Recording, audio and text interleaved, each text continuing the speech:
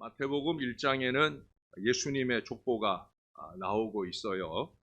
마태가 이 복음서를 저술할 때 그 독자층을 유대인으로 생각을 했다고 말씀을 드렸어요.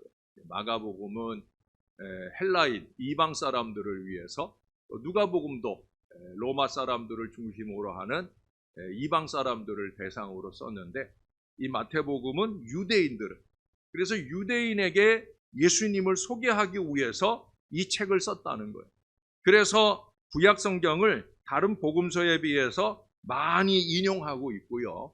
또 우리나라처럼 족보를 중요시하는 유대인 독자를 겨냥해서 1장부터 시작하면서부터 예수님의 족보를 먼저 다루어서 유대인들을 압도하고 있는 걸 보게 됩니다.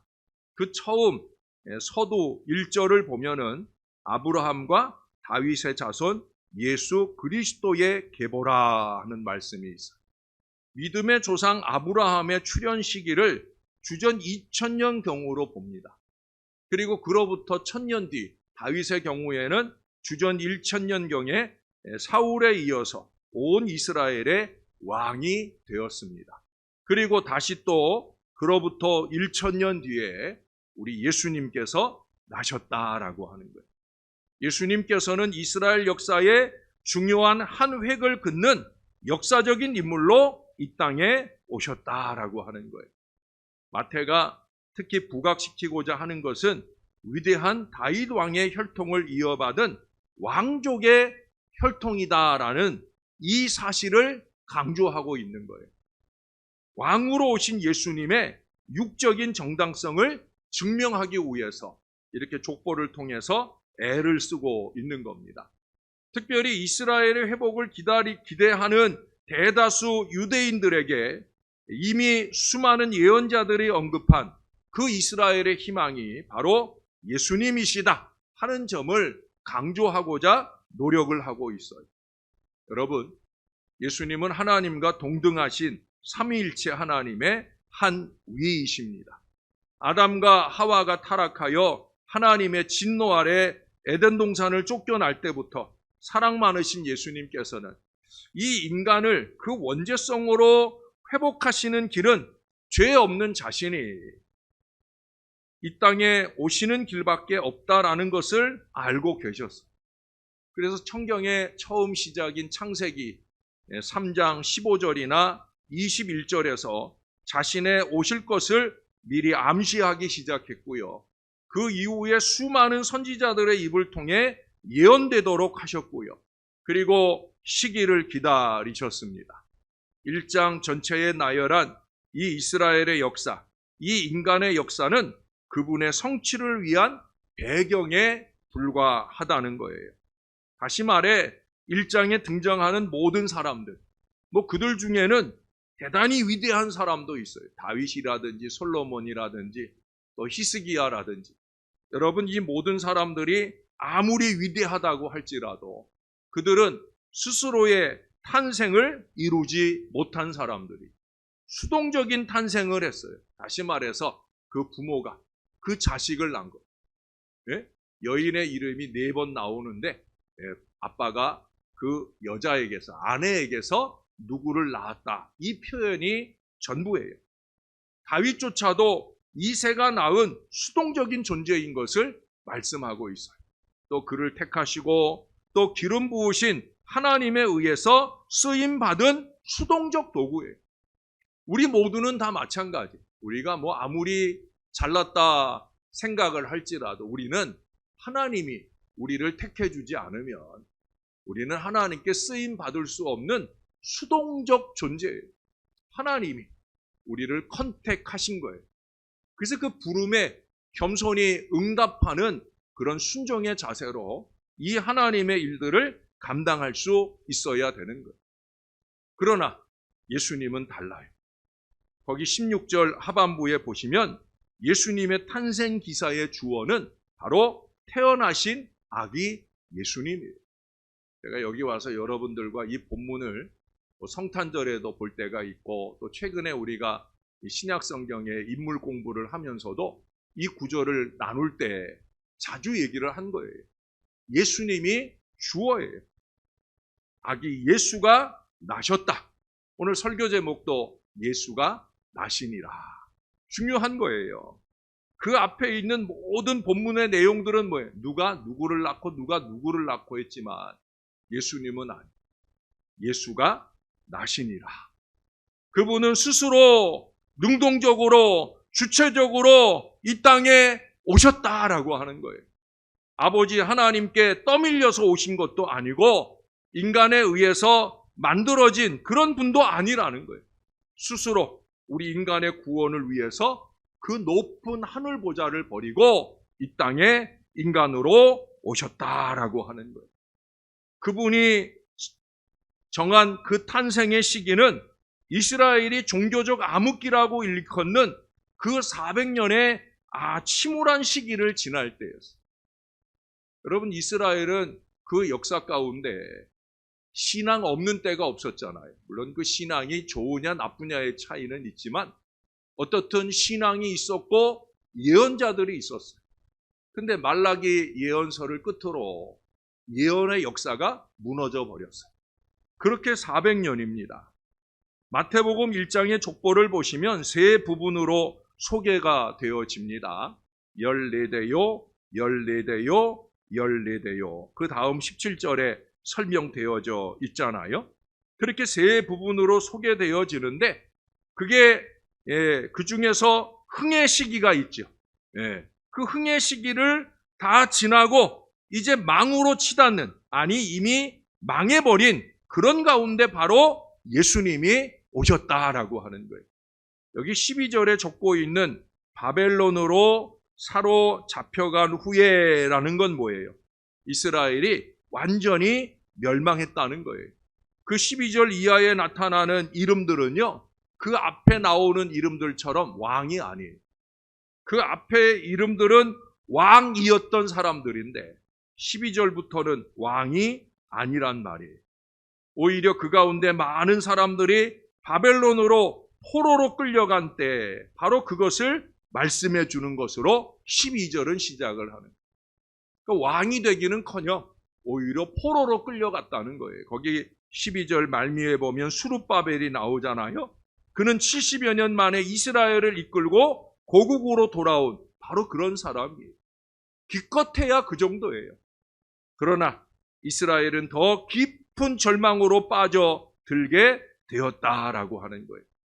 강대국이 바뀔 때마다 바벨론으로 끝이 아니잖아요. 바사 메대 제국으로 또 그리스나 또는 로마에 의해서 그 패권이 주인이 바뀔 때마다 이스라엘의 주인도 바뀌었던 거예요. 그렇게 이스라엘의 역사는 더욱더 어둠 속을 헤매이게 되었다라고 하는 그 가장 깊은 어둠 가운데 빛 대신 우리 예수님께서 오셨다라고 하는 거예요. 예수가 나시니라. 이 말 속에는 많은 의미가 담겨져 있어요. 제가 시 하나를 소개해 드릴게요. 수필같이 적혀 있는 시지만 어떻든 이런 시가 있어요.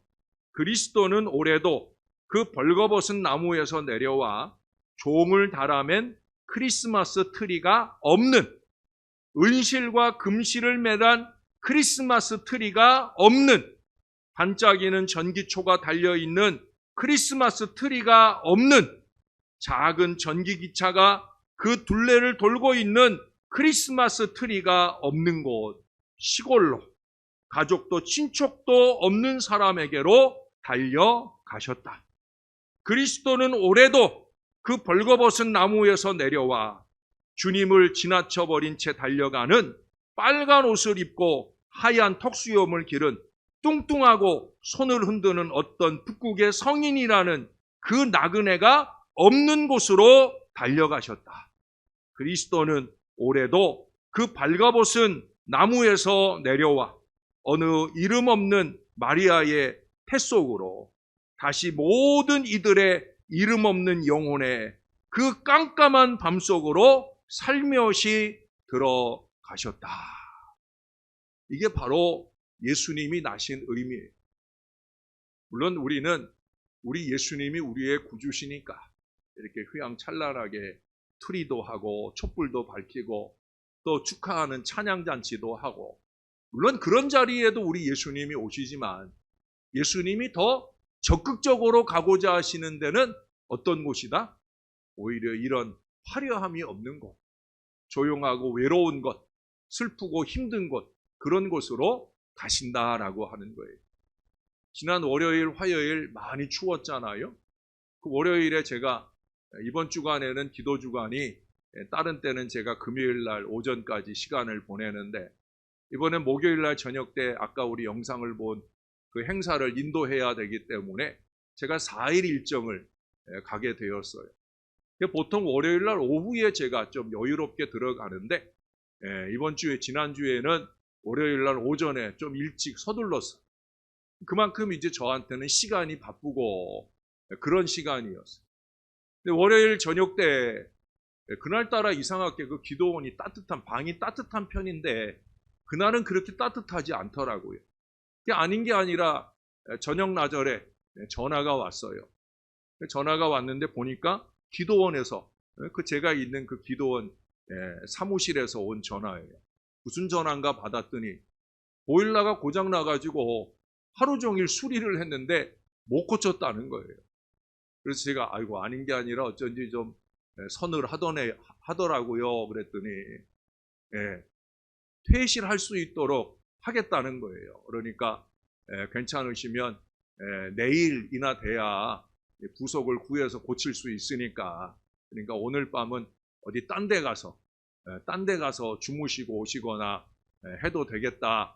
그리고 안내를 해주더라고요. 또 기도원 안에 다른 방이 하나 있는데 그 방에 다른 목사님이 한 분 계신데, 그 방에, 거기는 이제 그 바울관 아닌 다른 방에, 다른 그 건물이라 거기는 보일러가 되니까 그리로 함께 가시려면 옮겨주겠다 그러더라고요. 그래서 제가 싫다고 그랬어요.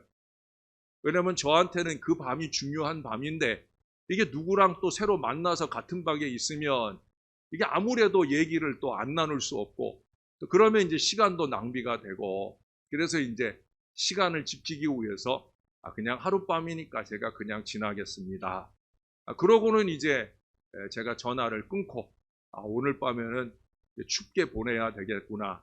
우리 아내한테, 제가 또 아내가 보호자잖아요. 그래서 아내한테 톡을 보냈죠. 이게 보일러가 고장 나가지고 오늘 밤은 춥게 보낼 것 같다 그랬더니 우리 아내가, 또 아내는 사모이기 전에 제 아내니까 오늘은 집에 와서 자라고 저를 유혹하더라고요.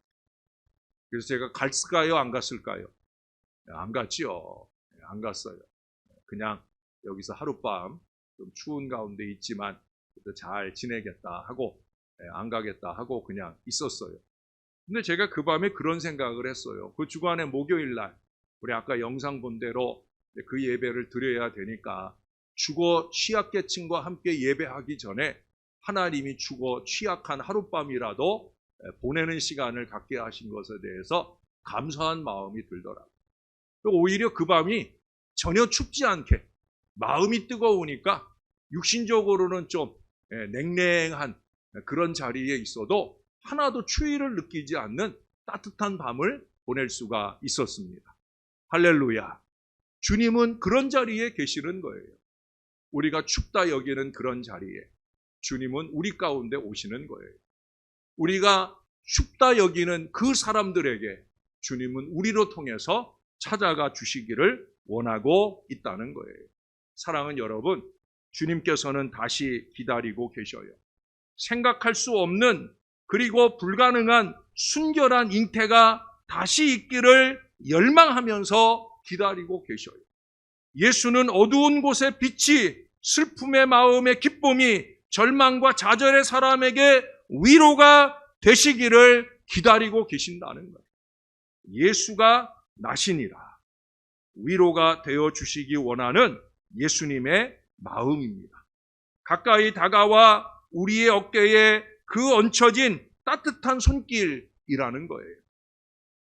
희망을 안겨주시기 원하시는 예수님의 선물, 그것이 바로 이 성탄절에 예수가 나셨다라는 이 위대한 증언입니다. 사랑하는 여러분, 저와 여러분을 위해 예수님이 나셨습니다. 이 성탄절의 애창 캐롤 가운데 하나가 화이트 크리스마스잖아요. I'm dreaming of a white Christmas 하는 노래. 나는 화이트 크리스마스를 꿈꾸고 있습니다 라는 노래. 아주 멋있는 캐롤 아닙니까? 그런데 이 아름다운 캐롤이 초등학교 2학년 중퇴가 고작인 그런 작곡가에 의해서 만들어졌다는 거예요. 정규 음악 교육을 받아본 사람이 아니에요. 그 작곡가 이름은 어빙 벌린입니다. 그는 심지어 러시아에서 강제 출국당한 유대인이에요. 유대인이기 때문에 러시아에서 쫓겨난 사람이란 말이에요.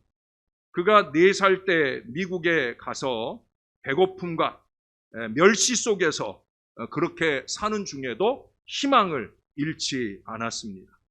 음악 공부를 정식으로 못한 벌린은 감사하게도 예수님을 믿게 되면서 그 마음의 악상이 떠오를 때마다, 이게 자기가 돈이 없으니까 악상은 떠오르는데 그 악상을 자기가 배운 게 없으니까 악보로 옮기질 못하는 거예요. 그런데 이걸 누구한테 부탁하기도 돈이 없으니까 어려우니까 앞을 못 보는 소경 악사에게 부탁을 해서 악보를 만들게 될 정도였어요. 그런데도 불구하고 못 배우고 가난했지만 예수님 믿기 때문에 행복했던 이 벌린은 무려 800여 곡이나 만들게 되고요. 대표적인 대중가요 작곡가가 되었다라고 하는 거예요. 그 대표곡 가운데 바로 화이트 크리스마스가 있고요. 복주시는 거룩한 이 밤이라고 하는 노래 등이 있습니다. 그의 마음속에 다시 나신 예수가 그에게 가까운 친구요 위로이셨고 어두운 그의 인생에 희망의 등불이 되어 주셨다라고 하는 거예요. 그래서 그는 그 어려운 환경 중에서도 화이트 크리스마스를 꿈꾸는 그 아름다운 마음으로 아름다운 노래를 만드는 그 낭만이 가능할 수 있었다라고 하는 거예요. 여러분, 많이 가졌다고 해서 여유와 낭만이 있는 게 아니에요. 예수가 나신 심령, 예수가 그 마음에 계신 심령이 낭만과 여유가 가득한 거예요. 예수가 계시지 않은 마음은 질투의 여신 노릇을 합니다. 목사의 입에서 누군가 칭찬이 되면 그러면 그걸 견디지 못해요. 자기도 충분히 칭찬을 받고 인정을 받는데도 불구하고 다른 사람이 칭찬받고 인정받는 게 견딜 수 없는 거예요. 왜 그래요? 예수가 없으면 여유가 없는 거예요. 마음이 잔뜩 쪼그라들어가지고 주님이 원하는 그 마음으로 말하고 행동하는 일이 어렵다라고 하는 거예요. 사랑하는 여러분, 저와 여러분 안에 다시 나시기를 원하는 예수님이 우리의 마음 중심에서 내게 태어나시고 나를 주장하시도록 내 마음을 내어드릴 수 있는 이 성탄절이 될 수 있어야 됩니다. 우리는 우리 안에 태어나신 이 예수를 느낄 수 있어야 된다는 거예요. 개인적으로나 공동체적으로 암울한 이 시대에 우리 안에 나신 예수로 위로를 삼고 희망을 삼을 수 있어야 됩니다. 그리고 이 예수의 나심이 이 어두운 세상 모든 이들의 마음속에 이루어질 수 있도록 할 수 있는 모든 노력으로 전하는 그런 도구가 될 수 있어야 된다는 거예요.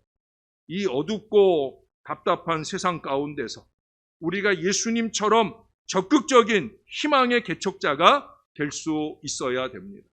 개인적으로 찾아온 좌절을 힘차게 밀어내고 희망으로 미래를 기대해야 할 것이요, 오히려 다른 사람들에게 위로를 안겨 주어야 할 것입니다. 제가 엊그제에도 여러분들에게 글그림으로 적어 보낸 대로 이 대림절, 이 성탄절은 위로와 격려의 절기예요. 예? 위로와 격려의 절기란 말이죠. 이것을 잘 나눌 수 있는 믿음의 마음이 저와 여러분 안에 있어야 됩니다. 오늘은 많은 분들이 오질 않아서 우리가 띄엄띄엄 떨어져 앉아 있는데 우리 팔을 좀 이렇게 벌려봅시다. 옆에 누군가 있다 생각하고, 또 옆에 누군가 있는 분들은 옆 사람의 어깨에 예수님의 손길이 되어 한번 손을 살포시 한번 올려줘 보시기를 바랍니다. 자, 저를 따라서 한번 옆 사람에게 나눠주세요. 예수로 힘이 납니다. 예수로 힘을 냅시다. 한 번만 더 해봅니다. 예수님으로 힘이 납니다. 예수님으로 힘을 냅시다. 아멘. 예수님으로. 예? 예수님으로. 우리에게 뭐 다른 거 뭐 있겠습니까? 예? 다른 거 없어요, 여러분. 예수님으로 힘이 나는 거죠. 예? 목사도 마찬가지예요. 특히 연말이 되면 목사는 많이 힘들어요. 이런 때 목사의 마음에 위로가 되는 건 언제나 예수님이에요.